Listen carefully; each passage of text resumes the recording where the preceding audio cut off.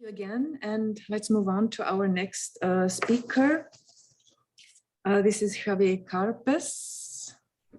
Okay, so first of all, I would like to say thank you to the scientific committee of the PETRA-E conference for accepting my proposal. My name is Javier and I'm a PhD candidate at the University of Murcia. My research deals with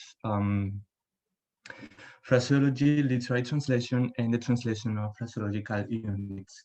As part of my research in this presentation, I'm going to deal with the translation of phraseological units in literary text, but within the context of literary machine translation. These are the contents that I'm going to address in this presentation. And first, I'm going to start by stating the reasons behind this research. First, the possible implications that phraseological units may have in literary text beyond the transmission of semantic content. Second, their susceptibility to be intentionally modified or desautomatized in literary text to achieve certain communicative purposes, such as creating a specific stylistic effect. Third, their possible contribution to the process of creating a literary work, and finally, the complexity of their translation process due to the reasons I have just mentioned. Regarding the objectives of this presentation, there is a general objective, which is to show that PUs constitute a difficulty to literary machine translation. And then there are three specific objectives. First, to show that PUs may have implications beyond the transmission of semantic content in literary text. Second, to show that PUs may perform specific functions within literary text. And third, to show that this unit's translation is a complex process. Regarding to the method, this is a corpus-based phraseological study of García Márquez's novel El amor en los tiempos del cólera, and its translation into English, Love in the Time of Cholera, by Edith Grossman. This corpus is divided in two main parts. First, the phraseological units located in the original novel. Second, the phraseological units located in the translated version. This second part is also subdivided in three parts. Phraseological units that are translations from original phraseological units, phraseological units derived from the compensation translation strategy, and finally, phraseological units introduced by the translator that are not the result of this translation strategy. Based on this phraseological corpus, I have conducted three analyses: two hermeneutic analyses, one of the phraseological units located in the original novel, and another of the phraseological units found in the translated novel. This hermeneutic analysis consists of the interpretation of the meaning and the implications of each unit in relation to the cotext and the novel as a whole to determine their communicative contribution and their functions to the literary texts, in this case to the novel of García Márquez, El amor en los tiempos del cólera, and its translation into English, Love in the Time of Cholera. And then a qualitative analysis of the translation process, which is intended to examine how these units are translated, are incorporated in a translated version, and whether the translated version maintain or not the function and performed by the original unit. Before getting to the core of this presentation, I'm going to provide you with a brief theoretical background. So first of all, what are phraseological units? Well, they are lexical units formed by two or more words that cannot be freely made up in the speech. They are reproduced. As an example, we have the phraseological unit by heart, which means rooted from memory. These units are fixed, which means that they don't admit modifications. In this case, the phraseological unit meaning rooted from memory in English is by heart and not by lung, for example. However, this feature is gradual because there are certain types of units that do admit modifications. These lexical units are also idiomatic, and this feature implicates that their meaning cannot be inferred by the individual meaning of their components. In this case, we cannot infer the meaning rooted from memory by the individual meaning of heart and by. In the context of communicative purpose of phraseological units, Spanish linguist Zuluaga determined that they can perform specific functions within literary text, and he named them and he divided them into two main categories: inherent functions, which depends on the intrinsic features of these units, and non-inherent functions, which depends only on the relationship between the unit and the text. In this table, you can read the name of each function detected by Zuluaga and a translation into English I have made. Let's take a look at an example of semantic stylistic function, which according to Zuluaga obeys to different communicative purposes, such as descriptions. In this fragment of the translated version of García Márquez novel, we have the expression "you can teach an old dog new tricks," which is used to say that a person who is old or is used to doing things in a certain way cannot learn or does not want to learn new ways, according to Merriam-Webster dictionary. This unit transmit this semantic content, but it is also describing Florentino Ariza, one of the main characters of the novel, as an old person due to the referent old dog and the semantic content. Both of them refer directly to old age. If we consider that at this point of the narration, Florentino Ariza is described by the author as an old man, this unit contributes to that general description of the character. And for that, this unit is performing the semantic stylistic function, as it is a description or part of a bigger description of the character. And now we get to the core of the presentation. For this part of the presentation, I have selected 3 different fragments of the original novel with phraseological units. And I have also selected 3 different machine translation systems to examine how they have translated each unit. I will also provide the version offered by the human translator, Edith Grossman. Let's take a look at the first example. In this fragment of the original novel, we find the Spanish PU a toda prueba, which according to the Spanish language dictionary of the Spanish Language Academy, is an expression that denotes that something is made with perfection. Okay, but in this case, this unit is intentionally modified by the author because of the inclusion of the Spanish word toda, which intensifies the meaning, so that the expression is not describing something perfect, but something beyond perfection. Particularly in this case, it is describing the fidelity that Florentino Ariza promises to his lover, Fermina Daza. He promises a beyond perfection fidelity.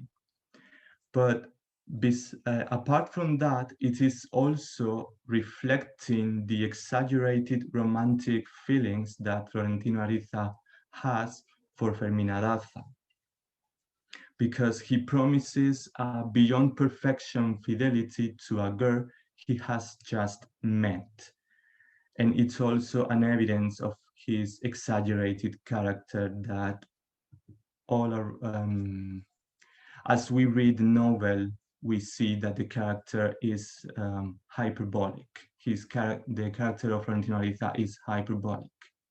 So this is an evidence of this hyperbolic character, and it's participating in the description, in the general description of the character, and for that, it performs, again, semantic stylistic function. Let's see how machine translation systems have translated this unit. The first machine translation system, DeepL Translator, uses a literal translation to any text. However, Google Translator uses the word unfailing that more or less transmit a similar meaning to that of the original unit, but it lacks something. It lacks the component that intensifies the meaning. Again, the original PU is not describing something perfect, but something beyond perfection. This intensifier is missed in the translated version. On the contrary, Bing Translator offers a literal translation to all proof. Let's see the option offered by Edith Grossman. She uses the adjective perfect, which matches perfectly to the meaning of the original PU, aprueba. But again, it lacks something. It lacks the component that intensifies the meaning. It is describing a perfect fidelity, but it doesn't reflect completely the exaggerated romantic feelings that Florentino Ariza feels for Fermina Daza because of the missing of the word that intensifies the meaning, the semantic content. Let's take a look at another example. In this fragment, we have the Colombian expression loro viejo, phraseological unit, sorry, loro viejo no aprende a hablar, which is an expression used to say that for an old person it's difficult to learn new things, according to the Latin American Spanish Dictionary of the Spanish Language Academy.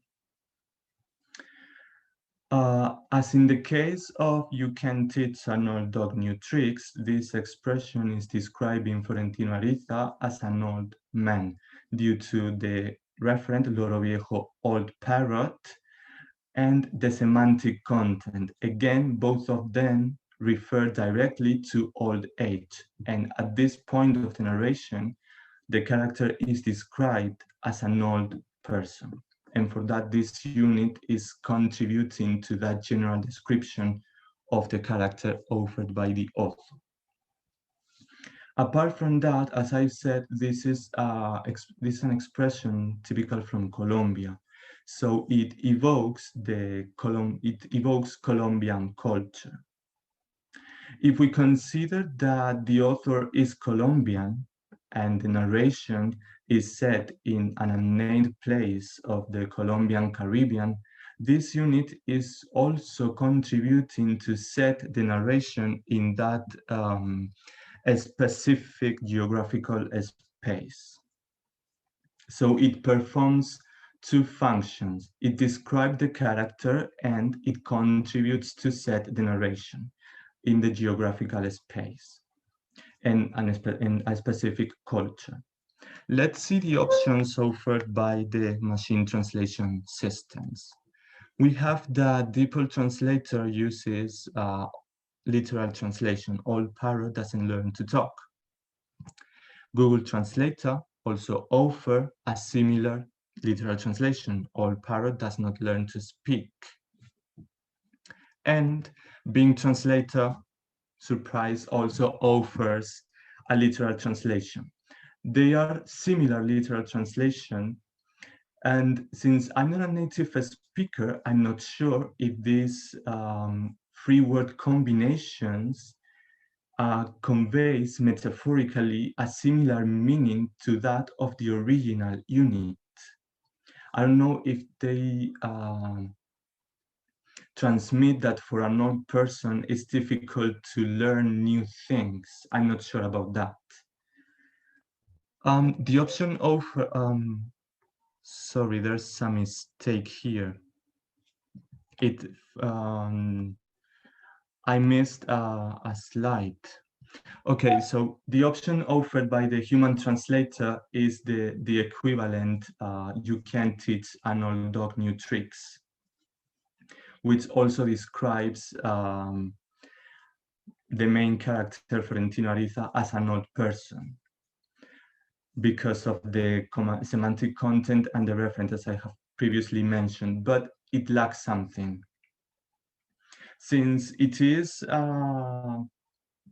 an English phraseological unit, it can't evoke Colombian culture, and for that it can contribute to set the narration in the specific geographical space, and it doesn't contribute to create the culture of the novel. And finally, let's see the final example. In this fragment, we have the Spanish phraseological unit, perder los estribos. This is again mistaken.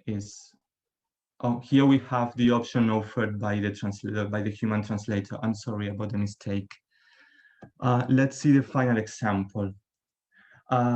The Spanish phraseological unit, perder los estribos, means to lose one's patience. Again, this expression is intentionally modified by the author. It is divided in two main parts. Tan buenos estribos tenía, which describes Fermina Daza as a normally calm person, as a very patient woman.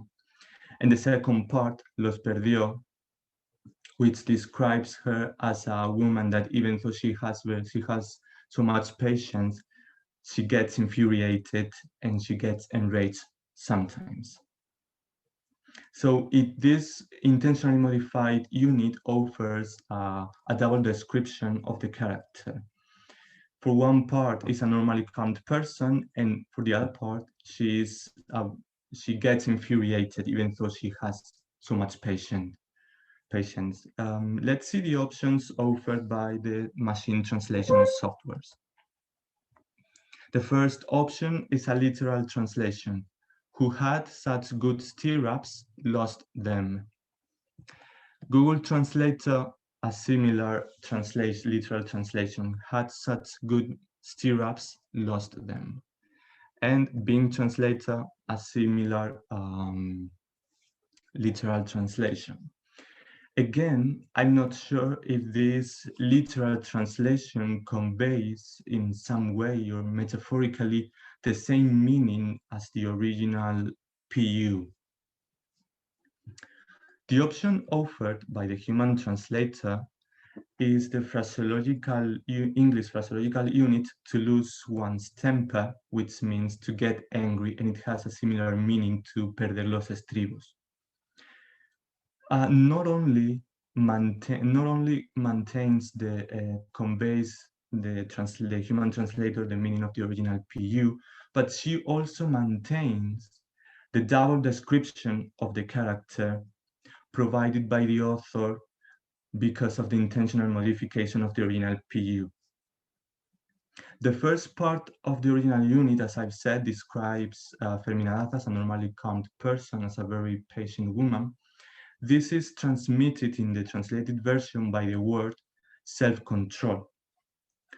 You can see here the meaning according to Merriam-Webster. It's someone that restrained one's own impulses or emotions or desires. And the second part of the unit, of the original unit, which describes an infuriated Fermina Daza, is conveyed in the translated version by the phraseological unit, to lose one's temper, to get angry. So finally, the analysis of these examples lead us to some conclusions. First is that in literary text, phraseological units may have implications beyond the transmission of semantic content, because they can perform specific functions within the text. For example, describing characters, or even contributing to set the narration in specific geographical spaces, as we have seen with the Colombian expression "Loro viejo no aprende a hablar."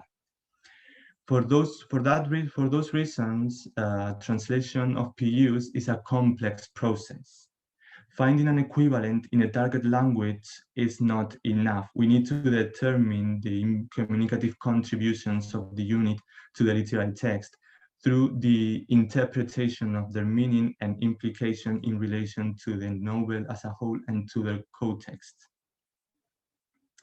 Owing to those implications and functions and the necessity of a human interpretation of their meaning, PUs constitute an obstacle for literary machine translation.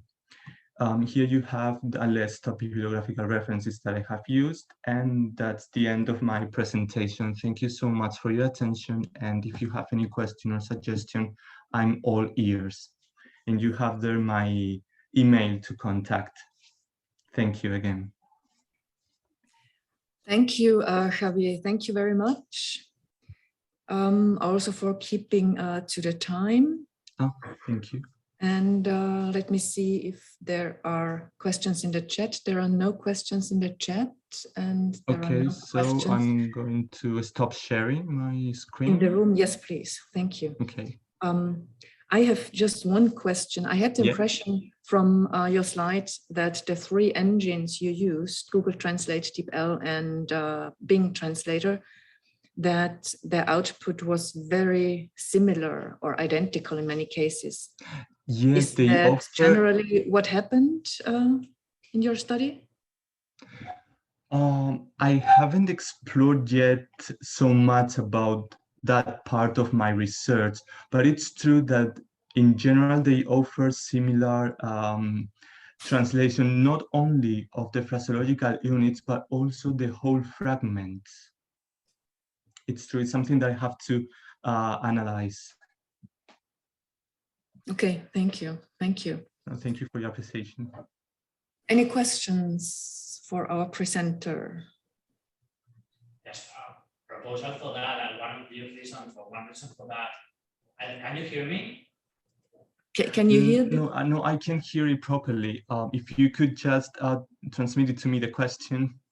Probably one of the reasons for that, like similar Roman translation outputs, is that like the engine has seen the text in the training and the training trial, for example, commented. So okay. Already knows the text, and okay. That's the reason why, for example, like the three different machine translation engines are offering similar or identical translations. Okay, let me repeat. It's a comment rather than a question. That the reason for the almost identical or identical translations could be that the machines have seen this material already, so that it's part of the training material. Yeah. Thank you so much for the comment. Okay, so we do have a question from Anna. Can you expand a little on the implications of your findings, either for MT or for literary translation? Yeah, I could preliminarily say that even though machine translation softwares have a large inventory of phraseological units in different languages, human interpretation is still needed because they don't detect modifications, and that modifications in literary text tend to be intentional, rather to, for example, describe the cultural background of a character by using wrongly a phraseological unit, or even modification in the semantic content, for example, using a phraseological unit with the meaning of a different phraseological unit. That is something that I found in the novel, but I can't remember exactly the example. Thank you, Javier. Any more questions? Not from the room. There is no more question in the chat. I myself don't have another question.